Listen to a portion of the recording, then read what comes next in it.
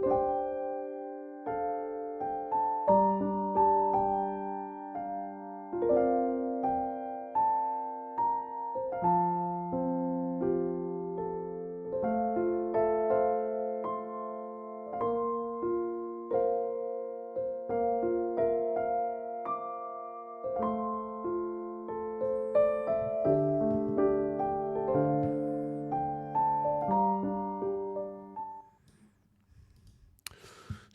새벽을 깨우신 모든 성도님들을 주님의 이름으로 축복합니다. 오늘도 주님과 동행하는 하루가 되시기를 바랍니다. 오늘 말씀 열왕기상 21장 17절에서 29절 말씀 같이 읽고 묵상 함께 나누도록 하겠습니다. 여호와의 말씀이 디셉 사람 엘리야에게 임하여 이르시되 너는 일어나 내려가서 사마리아에 있는 이스라엘의 아합 왕을 만나라. 그가 나봇의 포도원을 차지하러 그리로 내려갔으니 너는 그에게 말하여 이르기를 여호와의 말씀이 내가 죽이고 또 빼앗았느냐고 하셨다 하고 또 그에게 이르기를 여호와의 말씀이 개들이 나봇의 피를 핥은 곳에서 개들이 내 피 곧 내 몸의 피도 핥으리라 하였다 하라. 아합이 엘리야에게 이르되 내 대적자여 내가 나를 찾았느냐 대답하되 내가 찾았노라. 내가 내 자신을 팔아 여호와 보시기에 악을 행하였으므로 여호와의 말씀이 내가 재앙을 내게 내려 너를 쓸어버리되 내게 속한 남자는 이스라엘 가운데 매인자나 노인자를 다 멸할 것이요 또 내 집이 느밧의 아들 여로보암의 집처럼 되게 하고 아히야의 아들 바하사의 집처럼 되게 하리니 이는 내가 나를 노하게 하고 이스라엘이 범죄하게 한 까닭이니라 하셨고 이세벨에게 대하여도 여호와께서 말씀하여 이르시되 개들이 이스라엘 성읍 곁에서 이세벨을 먹을지라. 아합에게 속한 자로서 성읍에서 죽은 자는 개들이 먹고 들에서 죽은 자는 공중의 새가 먹으리라고 하셨느니라 하니 예로부터 아합과 같이 그 자신을 팔아 여호와 앞에서 악을 행한 자가 없음은 그를 그의 아내 이세벨이 충동하였음이라. 그가 여호와께서 이스라엘 자손 앞에서 쫓아내신 아모리 사람의 모든 행함같이 우상에게 복종하여 심히 가증하게 행하였더라. 아합이 이 모든 말씀을 들을 때에 그의 옷을 찢고 굵은 배로 몸을 동이고 금식하고 굵은 배에 누우며 또 풀이 죽어 다니더라. 여호와의 말씀이 디셉 사람 엘리야에게 임하여 이르시되 아합이 내 앞에서 겸비함을 보느냐 그가 내 앞에서 겸비함으로 내가 재앙을 저의 시대에는 내리지 아니하고 그 아들의 시대에야 그의 집에 재앙을 내리리라 하셨더라. 아멘. 네, 오늘 말씀 열왕기상 17장 21절에서 21장 17절에서 29절 말씀이었습니다. 우리가 야고보서 말씀을 보면 그런 말씀이 있습니다. 욕심이 잉태하여 죄를 낳고 죄가 장성해서 사망에 이른다. 오늘 열왕기상 21장은 아합을 망하게 하는 결정적인 이 죄의 사건에 대해서 말씀하고 있습니다. 우리가 읽지는 않았지만은 21장 1절부터 쭉 그 내용을 보면은 이 아합이 나봇이라는 사람의 포도원을 탐내게 됩니다. 그 포도원을 내가 가지고 싶은데 내 것으로 만들고 싶었던 것이죠. 근데 결국은 그렇게 하지 못하고 이제 그 나봇을 죽이고 강제로 빼앗은 그 사건이 쭉 나오게 됩니다. 여러분 우리가 뭐 그럴 때 있지 않습니까? 내가 뭔가를 사고 싶다, 뭔가를 갖고 싶다 이렇게 거기에 뭔가 꽂히게 되면은 그것을 살 때까지 내 마음 속에서 내 생각 속에서 계속 이렇게 빙빙 맴돌잖아요. 그래서 그것을 사기 전에는 그 욕구가 사라지지 않습니까? 근데 그런 것처럼 어떻게 보면 이 아합에게도 저 나봇이 가지고 있는 저 포도원, 저 풍성한 포도원, 저 아름다운 포도원이 너무 갖고 싶은 거예요. 저거를 반드시 내 것으로 만들고 싶은 그런 마음이 있었습니다. 근데 사실 이거는 욕심인 것이죠. 왜냐면은 분명히 하나님께서는 남의 것을 탐내지 말아라 라고 말씀하셨는데 이 아합은 이미 주인이 있는 누군가의 것을 내 것으로 만들기 위해서 지금 욕심을 부리고 있다라는 것입니다. 근데 이 내용을 좀 보면은 아합도 처음에는 신사적이었어요. 그 포도원을 나에게 팔라라고 했지만은 나봇이 절대로 나는 그 포도원을 팔 수 없다라고 이야기를 합니다. 21장 4절 말씀 제가 읽어드리면 이스라엘 사람 나봇이 아합에게 대답하여 이르기를 내 조상의 유산을 왕께 줄 수 없다 하므로 아합이 근심하고 답답하여 왕궁으로 돌아와 침상에 누워 얼굴을 돌리고 식사를 아니하니. 지금 나봇이 이 땅을 당신에게 팔지 않겠습니다라고 말하는 이유가 무엇입니까? 이 땅은 대대로 내려오던 내 조상의 유산이었다라는 것입니다. 여러분, 우리가 심심치 않게 뭐 TV도 그렇고 뭐 드라마도 그렇고 뭐 주변에서도 그렇고 그런 이야기들 접할 때 있지 않습니까? 뭐 여기 이제 재개발 들어가는데 땅을 팔아라, 집을 팔아라. 그러면은 안 팔잖아요. 이거 우리 집안에서 대대로 내려오던 땅이다. 우리 집에서 대대로 살던 그 집이다. 왜 내가 이걸 팔아야 되느냐? 내가 이거를 우리 조상의 유산으로서 내가 이거를 지키고 또 다음 세대에 물려줄 의무가 있다. 그런 마음으로 안 팔고 계속 갖고 계시는 분들의 이야기를 우리가 접하지 않습니까? 어떻게 보면은 지금 성경에서 그 나봇이 말하는 이유가 그것과 같은데, 근데 여기서는 사실 한 단계 더 깊은 의미가 담겨 있습니다. 내 조상의 유산을 왕께 줄 수 없다라는 이 의미 속에는 단순히 뭐 우리나라 그 유대 전통 유대주의처럼 뭐 이거는 우리 가문 내대로 대대로 내려오는 지켜야 될 어떤 땅이다라는 그런 의미보다 더 깊은 의미가, 땅은 원래 사실 하나님의 소유입니다. 그래서 이 이스라엘 백성들이 가나안 땅에 들어갈 때 하나님께서 각 지파와 각 가문에 이렇게 쪼개서 주시는데 사실은 맡겨 주시는 거예요. 그래서 땅은 원래는 하나님의 것이다. 근데 너희들한테 내가 임시로, 그러니까는 청지기 같은 그런 사명을 가지고 너희들한테 맡겨준 것을 잊지 말아라. 그래서 여러분, 이스라엘의 율법에 보면은 땅을 마음대로 팔아서는 안 됩니다. 그리고 판다고 하더라도 이 안식년이나 희년이 됐을 때는 그 판 땅을 원래 주인한테 돌려주어야 돼요. 근데 원래 주인이 이제 죽고 없다 하면 자식한테 주고, 뭐 자식도 없다 그러면 가장 가까운 친족한테 그 땅을 주어서 그 땅이 그 가문이 대대로 하나님의 유산으로서 지켜갈 수 있게끔 해야 되는 것이 원래의 율법입니다. 근데 우리가 사실 그런 건 있어요. 이 희년 때, 희년 그 77은 49 그래가지고 안식년이 7번 지나는 다음에, 그러니까 50년째 해가 바로 희년인데, 이때는 종들도 다 풀어주고 땅도 원래 주인에게로 돌려보내주고 뭐 이게 빚진 것도 있으면 다 탕감시켜주고 그러는 것인데, 과연 이스라엘 역사에서 희년이 선포되었는가? 한 번도 선포된 적이 없거든요. 역사적으로 보면은. 그러니까는 어떻게 보면 이것은 가장 이상적인 그런 율법이 아니냐라고 이야기할 수 있지만은, 어쨌든 간에 중요한 건 뭐냐면은 그것이 하나님의 율법이다라는 것이죠. 이 땅이 하나님께서 나에게 맡겨주신 유산, 내가 지켜야 될 유산으로서 그렇게 이어가는 것, 다음 세대한테 물려주는 것, 그것이 바로 어떤 그 하나님의 말씀을 지키는 삶이고 하나님의 율법을 지키는 삶이었습니다. 그래서 나봇이 이 땅은 우리 조상의 유산이다, 그래서 팔 수 없다라고 말하는 것은 무슨 의미냐면, 이 나봇이라는 사람은 하나님의 율법과 말씀을 신실하게 지키는 그 믿음과 신앙을 가진 자였음을 의미하고 있는 것이에요. 근데 아합도 보면은 그래도 이 이스라엘 문화 속에서 이들이 가지고 있는 그 율법의 의미들, 이 율법의 삶이 무엇인지를 좀 알았던 것 같아요. 그러니까는 그냥 갖고는 싶은데 나봇이 하는 말이 다 맞으니까는 막 끙끙거리면서 앓고 있는 것이죠. 그러니까 결국 이 욕심을 좀 내버려야 되는데, 아합도 이 욕심을 결국 못 버리는 거죠. 욕심과 그 하나님의 말씀 사이에서 갈등하고 있는 아합이다라고 할 수 있습니다. 난 이렇게 하고 싶은데, 근데 이렇게 하기에는 또 이 부분이 걸리는 거예요. 근데 그때 누가 나서냐면은, 그래 내가 해결해 줄게 하고 이 참 악한 아내죠, 이세벨이 나서게 됩니다. 오늘도 말씀 보면 있지 않습니까? 아합이 왜 이렇게 죄를 저질렀는가? 이세벨이 자꾸 충동해서 그렇다. 이세벨이 자꾸 악한 짓을 하게끔 그 아합을 미혹하고 유혹하고 충동해서 그렇다라고 이야기를 합니다. 그래서 여러분, 우리가 참 이 세상을 살아가면서 무엇을 사랑하는가도 중요한 것 같아요.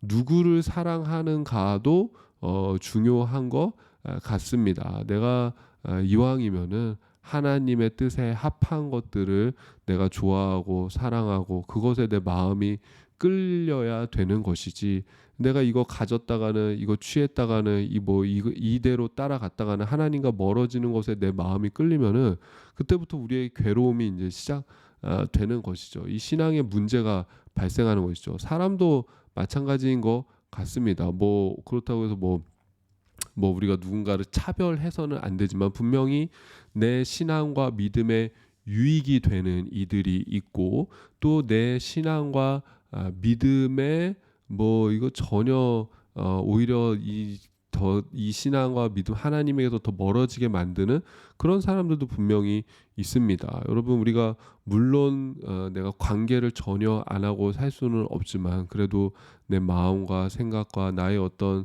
그런 이끌림이 내가 나를 하나님께로 인도할 수 있는 그런 사람에게 내 마음이 이끌리는 것이 중요한 것이죠. 근데 여러분 이 아합은 참 이세벨이라는 이 여인 때문에 결국은 뭐 다 망하는 거 아니겠습니까? 이세벨도 대단하죠. 그 앞에서 갈멜산 사건이 있었음에도 불구하고 전혀 기세가 꺾이지 않은 그 이세벨의 모습을 볼 수가 있습니다. 근데 이세벨이 지금 아합의 행동이 이해가 되지 않는 거예요. 그래서 뭐라고 하면 아니 뭐 그런 문제 갖다가 걱정하냐? 당신 왕이 아니냐? 그렇게 이야기를 합니다. 그러니까 이세벨의 관점에서 뭐냐면 왕이 못할 게 뭐가 있느냐? 왕이 또 뭐 원하면은 이렇게 저렇게 수를 써서 뺏어오면 되는 것이지 그거 못할 게 뭐가 있느냐? 여러분 저는 참 이세벨의 이 관점이 우리가 이 세상의 어떤 기준과 관점, 세상의 주인으로 사는 것과 하나님의 자녀로서 사는 것의 차이점이 여기 있구나. 이세벨은 그거죠. 아니 왜 못해? 내가 하고 싶으면 하는 거지. 왜 못해? 그게 이세벨이 지금 세상을 대하는 그 방식이에요. 그러니까 내가 할 수 있으면은 다 하는 거예요. 더군다나 내가 높은 권력과 능력과 내가 할 수 있는 어떤 주어진 어떤 풍족한 모든 것들 그런 것들이 있다고 하면은 그 기준 안에서 다 내 마음대로 하면서 살면 되는 거 아니야? 그게 여러분 이세벨의 관점입니다. 그러니까 뭐죠? 세상의 주인으로 살고 있는 것이죠. 그러나 여러분 하나님의 자녀로서 사는 것은 그게 아닌 것이죠. 내 마음과 내 뜻대로 내가 원하는 대로 내가 보고 싶은 대로 내가 듣고 싶은 대로 내가 먹고 싶은 대로 내가 갖고 싶은 대로 다 하면서 사는 것이 하나님의 자녀의 삶이 아닌 것이죠. 하나님의 자녀로 사는 것은 내가 이 세상의 주인이 아니다. 내가 내 삶의 주인이 아니라 내 위에 한 분이 더 계시다라는 것을 인정하고 사는 거예요. 그러니까 이세벨은 지금 자기 위에 아무도 없는 거예요. 다 내 미친 거예요. 더군다나 내가 왕이고 내가 왕비이니까 다 내 미친 거예요. 내 마음대로 모든 것이 할 수 있는 거예요. 그러나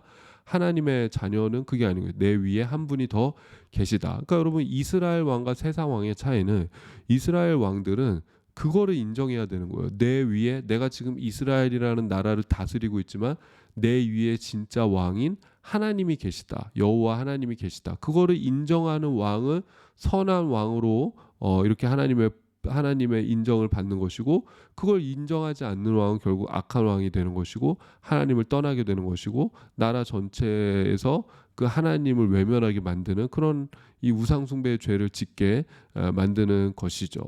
그래서 여러분 하나님의 자녀로 산다라는 것은 내 위에 주님이 계시다라는 것을 인정하는 것이고 하나님의 말씀과 그 율례와 그 율법이 내 기준과 내 방식보다 위에 있음을 인정하며 사는 것입니다. 그게 이제 하나님의 자녀로 사는 우리의 그 관점이다라고 할 수가 있습니다. 그래서 결국은 어떻게 하냐면은 이세벨이 꾀를 내요. 그래갖고 나봇을 그 지역의 성 앞에 사람들 다 모여라, 뭐 장로들도 모이고 재판관들 모여라 한 다음에 거짓 증인을 내세워서 저 나봇이 하나님을 모욕했다. 여러분 나봇은 하나님을 모욕하는 자가 아니라 하나님을 오히려 섬기고 하나님의 말씀대로 사는 자죠. 근데 반대로 해서 하나님을 모욕했고 왕도 모욕했다. 거짓 증인이 증언을 하고 그 나봇을 죽인 다음에 그 나봇의 포도원을 이 아합에게로 넘기게 됩니다. 참 무서운 그런 이 짓을 저지르는 것이죠. 그래서 그런 것을 보고 오늘 말씀 보면은 그 이제 엘리야를 통해서 심판의 메시지를 전달하는 것이에요. 여러분 이 엘리야가 얼마나 무서운 메시지를 전합니까? 한마디로 그거죠. 아합 너희 가문은 모두 멸망될 것이며 그 다음에 너도 죽을 것이고 그리고 이세벨도 죽을 것이다. 근데 그냥 죽는 게 아니라 개들이 그 이세벨의 피를 핥을 것이다. 개들이 그 시체를 먹는다라는 그런 의미거든요. 그렇게 강하게 저주하는 그 엘리야의 또 모습을 볼 수가 있습니다. 근데 참 이것도 재밌는 게 뭐냐면 여러분 엘리야가 앞서서 갈멜산에서 전투 이후에 깊은 영적 침체와 뭐 우울증, 그죠? 깊은 그 허탈함과 상실감 가운데 빠져 있지 않았습니까? 그 삶의 의욕을 완전히 잃어버린 상태가 엘리야의 상태 아닙니까? 뭐 먹고 마시는 그런 욕구조차도 사실은 사라져 있는 상태가 엘리야의 상태. 나 그냥 내일이고 뭐고 그냥 오늘 죽고 싶다. 그게 엘리야의 상태였는데 하나님께서 뭐 이 엘리야를 만져주시고 또 먹이시고 그 다음에 이제 호렙산까지 인도하시잖아요. 거기서 하나님을 만나지 않습니까? 근데 지금 보니까 엘리야가 회복된 거예요. 자기가 그렇게 두려워 떨던 아합 앞에 뭐 이세벨이 와도 무서울 것도 없는 거죠. 다시 나타나서 얘기하는 것이죠. 그래서 너냐 이 원수 같은 놈아라고 하니까는 또 엘리야가 뭐라니까 너 내가 원수가 아니라 네가 진짜 원수다. 뭐 아합한테 막 맞받아 치잖아요. 그리고 이세벨의 한마디에 두려워 떨던 엘리야지만은 이세벨을 향한 또 심판의 메시지를 또 던지는 것을 볼 수가 있습니다. 그러니까 여러분 하나님께서 회복시켜 주시면은 담대한 거예요. 하나님께서 우리를 다시금 만져 주시면은 회복이 되는 것이고 하나님께서 회복시켜 주시면 그 전에는 내가 그 앞에서 두려워 떨었던 그거 앞에서 담대하게 되는 거예요. 그래서 여러분 우리가 어떤 문제를 놓고 기도하지 않습니까? 어떤 문제들을 놓고 기도하고 어떤 상황들을 놓고 기도하고 걱정과 염려와 근심들을 놓고 기도하면은 하나님이 첫 번째 주시는 마음이 뭐냐면은 담대함이에요. 담대함. 내가 이전에는 그 문제를 생각할 때 뭐 잠도 안 오고 막 미칠 것 같고 막 공황 장애가 막 오는 것 같고 막 심장이 두근두근 막 벌렁벌렁거리고 예전에 그 어떤 목사님이 그런 말씀하신 적이 있어요. 그 미국에서 미국에 집회 마치고 한국으로 이렇게 들어오는 비행기인데 그때 교회 빚이 200억이 있었던 거예요. 그러니까 매달 내야 되는 그 이자만 하더라도 뭐 몇 천만 원 이자를 내야 되는데 근데 이제 미국에서 집회할 때는 몰랐는데 한국 가는 비행기를 딱 탄다 그러니까는 그 이자에 대한 부담감 내가 교회 빚이 있는데 이 빚을 처리해야 된다는 그 부담감이 확 몰려오면서 말 그대로 공황 증세가 오는 거예요. 호흡이 가빠지고 그 다음에 심장이 두근두근대고 막 이렇게 막 정신을 못 차릴 정도로 이렇게 힘든데 하나님 앞에 기도하는 것입니다. 하나님만 바라봅니다. 하나님만 의지합니다. 이거 내가 해결할 수 있는 문제는 아닙니다. 그러나 하나님의 또 관점에서 보면 이게 분명히 다를 줄 있습니다. 나는 죽었습니다. 그렇게 고백하는데 주님께서 주시는 마음의 평안이 있었다라는 것입니다. 그래서 여러분 우리가 기도하고 하나님 앞에 맡기고 아무것도 염려하지 말고 너희 구할 것을 간구와 기도로 하나님 앞에 맡겨라. 그러면 평강의 하나님이 그리스도 예수 안에서 우리 마음과 생각을 지키시리라라는 그 말씀처럼 여러분 우리가 우리의 생각들 우리의 문제들을 놓고 하나님 앞에 기도할 때 하나님께서는 그 문제를 해결해 주시기 전에 먼저 해소해 주세요. 그러니까 우리 마음 속에서 더 이상 문제로 여겨지지 않는 것이죠. 문제보다 더 큰 하나님을 바라보는 그 시야가 열리는 것이죠. 그러면은 우리가 담대할 수 있습니다. 그러니까 엘리야도 마찬가지죠. 여러분 엘리야가 가지고 있던 그 절망감의 문제들이 해결이 됐습니까? 이스라엘 백성들 왜 하나님 앞에 안 돌아오는가? 왜 이세벨 회개하지 않는가? 아합 왕은 왜 회개하지 않고 뭐 전 국적인 그 뭐 전 나라적인 그런 어떤 부흥 운동은 왜 일어나지 않는가? 아니 뭐 안 일어났잖아요. 뭐 해결된 건 없잖아요. 다 해결된 건 없지만은 그러나 엘리야는 지금 문제가 없는 것이죠. 엘리야 안에서는 해소가 된 것이죠. 더 크신 하나님을 바라보고 하나님이 주신 그 회복의 능력으로 지금 담대하게 이 아합 왕 앞에 섰던 그 엘리야 그리고 담대하게 그 아합 왕에게 하나님의 심판의 메시지를 전했던 그 엘리야처럼 여러분 우리가 하나님께서 우리 가운데 그 회복의 은혜를 주시기를 원합니다. 나를 절망케 하고 나를 상실하게 만들고 나를 허탈하고 허무하게 만들고 나를 우울과 걱정과 근심에 빠지게 만드는 그 무엇이 여러분 어떤 것입니까? 그러나 그것보다 더 크신 하나님을 바라보고 여러분 하나님의 세미한 음성을 또 들으시고 하나님의 그 어루만지시는 손길을 여러분 경험하시고 또 하나님께서 주시는 그 선한 능력을 힘입어서 오늘 이 아합 앞에 담대하게 서는 엘리야처럼 우리도 세상 앞에 담대하게 설 수 있는 그런 회복의 능력이 임하는 하루가 되기를 주님의 이름으로 축복합니다. 제가 기도하고 개인 기도로 주님의 기도로 예배를 마치겠습니다. 하나님 아버지 은혜와 사랑에 감사를 드립니다. 오늘 아합 왕은 탐내야 되지 않을 것을 탐냄으로 인해서 이 심판의 메시지를 듣게 됩니다. 하나님 우리도 우리의 욕망과 정욕에 탐내는 것들이 있다라고 한다면 성령으로 우리의 마음과 생각을 다스려 주시고 만져 주시옵소서. 주님 옆에서 그 이세벨은 그 아합의 욕심을 더 부추겨 결국은 사망에 이르게 만드는 꾀를 내는 걸 볼 수가 있습니다. 하나님 우리의 삶 가운데 역사하셔서 만남의 은혜, 만남의 축복을 허락하여 주셔서 하나님의 말씀과 또 하나님의 율례 가운데 더 가까이 나아갈 수 있는 그런 선한 만남들을 또 우리 가운데 허락하여 주시옵소서. 오늘 아합 왕 앞에 담대하게 서는 그 엘리야처럼 우리도 세상 앞에 담대하게 설 수 있는 그 회복의 능력을 경험하기를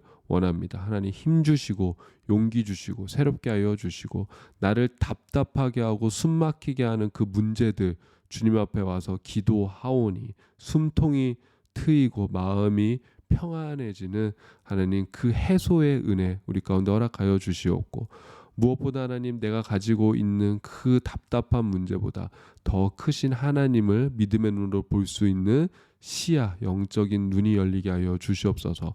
예수님의 이름으로 기도드립니다. 아멘. 하늘에 계신 우리 아버지여 이름이 거룩히 여김을 받으시오며 나라가 임하시오며 뜻이 하늘에서 이루어진 것 같이 땅에서도 이루어지이다. 오늘 우리에게 일용할 양식을 주시옵고 우리가 우리에게 죄 지은 자를 사하여 준 것 같이 우리 죄를 사하여 주시옵고 우리를 시험에 들게 하지 마시옵고 다만 악에서 구하시옵소서. 나라와 권세와 영광이 아버지께 영원히 있사옵나이다. 아멘. 오늘도 좋은 하루가 되시길 바랍니다.